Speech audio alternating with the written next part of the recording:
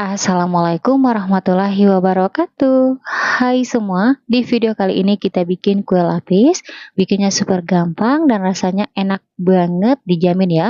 Kalau teman-teman coba resep ini pasti bakalan suka dan bikin lagi. Kue lapis ini cocok buat teman-teman jadikan ide jualan, isian snack box ataupun suguhan bersama keluarga tercinta. Bikinnya mudah, rasanya enak. Yuk kita bikin sama-sama. Untuk cara membuat, pertama kita siapkan panci, lalu kita masukkan 2 gelas atau 400 gram gula pasir untuk 1 gelasnya penuh. Gelas kedua gula pasirnya juga penuh ya. Masukkan 1 sendok teh garam halus. Lanjut masukkan 6,5 gelas atau 1600 ml santan, 1 gelasnya penuh. Gelas kedua santan penuh. Gelas ketiga penuh. Gelas keempat penuh, gelas kelima penuh, gelas keenam santannya juga penuh ya. Dan untuk yang setengah gelas santan batasnya seperti ini, jadi tidak penuh. Biar wangi tambahkan 2 lembar daun pandan. Lanjut kita masak. Untuk masak bahannya kita gunakan api kompor sedang aja. Kita masaknya sambil diaduk-aduk ya supaya nggak pecah santan. Dan ini kita masak santannya hingga mendidih. Untuk santannya ini saya gunakan santan segar dari 2 butir buah kelapa ukuran besar biar rasa kue lapisnya enak dan wangi. Nah, untuk santannya teman-teman wajib dimasak ya, biar kue lapisnya awet nggak cepat basi, apalagi kalau teman-teman bikin buat jualan. Kelihatan teman-teman santannya udah mendidih seperti ini. Oke, matikan api kompornya. Selanjutnya kita biarkan santan di suhu ruang hingga dingin. Selanjutnya kita bikin adonan. Siapkan wadah, masukkan 2/3 gelas atau 300 gram tepung beras untuk 1 gelasnya penuh. Gelas kedua tepung berasnya juga penuh. Dan untuk yang 2/3 gelas tepung beras batasnya seperti ini, jadi tidak penuh ya. Lanjut masukkan 1/2/3 atau 200 gram tepung tapioka untuk 1 gelasnya penuh. Dan untuk yang 2/3 gelas tepung tapiokanya batasnya seperti ini, jadi tidak penuh. Kemudian kita tambahkan setengah sendok teh vanili bubuk. Oke, selanjutnya kita masukkan santan yang kita masak di awal tadi. Ini kondisi santannya udah dingin. Untuk santannya kita masukkan bertahap. Lalu kita aduk-aduk hingga adonannya tercampur rata. Oh ya teman-teman, sambil nonton videonya, buat teman-teman yang baru bergabung, salam kenal. Mohon banget untuk bantuan subscribe dan aktifin juga tanda loncengnya. Dan buat teman-teman yang sudah subscribe, saya ucapkan terima kasih banyak. Semoga teman-teman semua diberikan kesehatan dan dimurahkan rezekinya. Amin ya robbal alamin. Setelah adonannya sudah benar-benar tercampur rata, terakhir adonan kita saring biar hasilnya halus, nggak ada yang menggumpal atau menggerindil. Setelah adonan kita saring, selanjutnya kita bagi 3 adonan.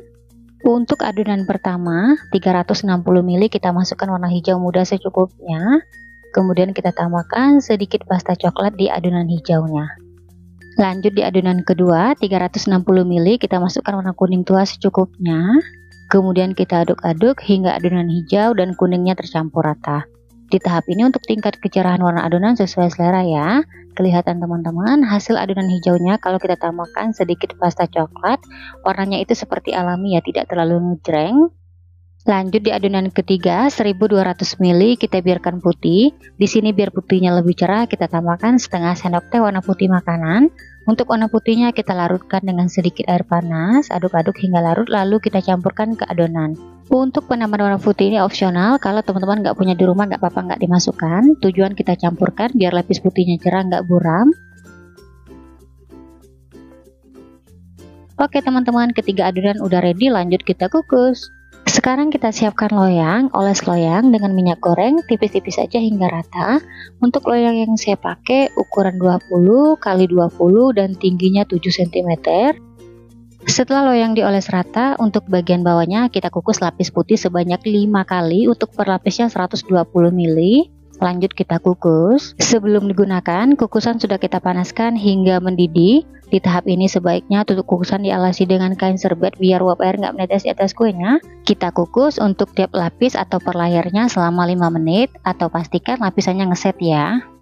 Untuk apinya gunakan api sedang cenderung kecil, jangan terlalu besar biar permukaan kuenya tidak bergelombang dan matangnya merata. Setelah 5 menit kita kukus, sekarang kita lihat atau kita cek dulu, teman-teman bisa sentuh lapisannya menggunakan ujung sendok seperti ini. Kalau lapisannya udah set atau udah mengeras, tidak ada yang menempel, barulah kita masukkan lapis kedua putih.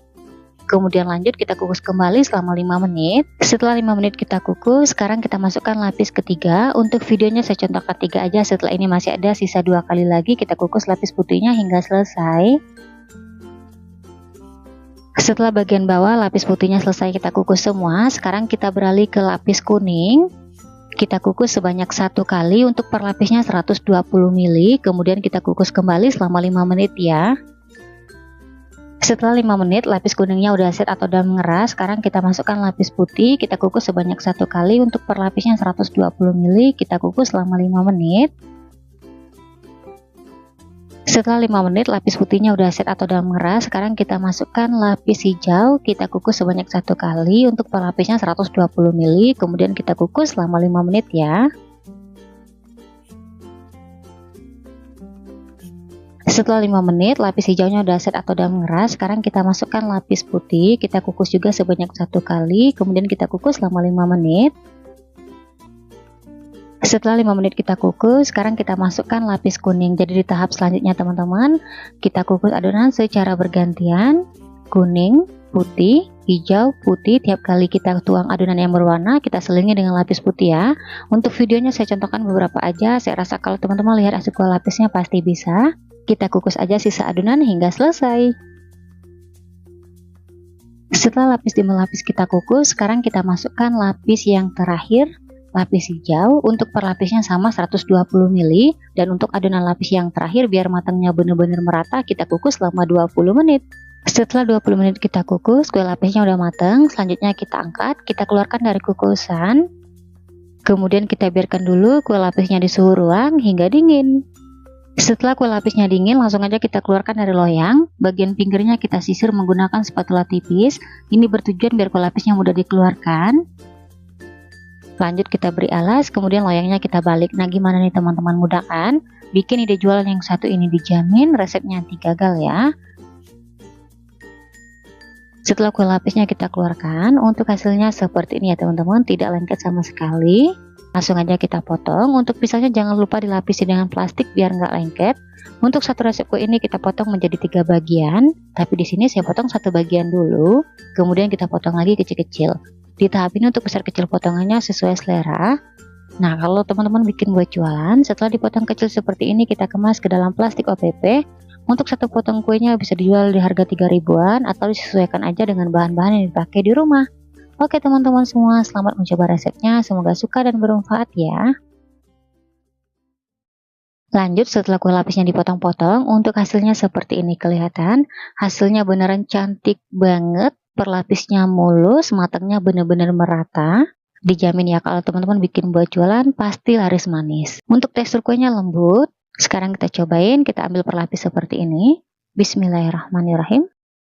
Untuk rasanya aku jamin super enak banget, manisnya pas, lembut, berasa santannya, gurih, recommended banget buat teman-teman cobain di rumah. Oke, sekian dulu video dari saya, semoga suka dan bermanfaat. Terima kasih udah nonton videonya hingga habis. Wassalamualaikum warahmatullahi wabarakatuh.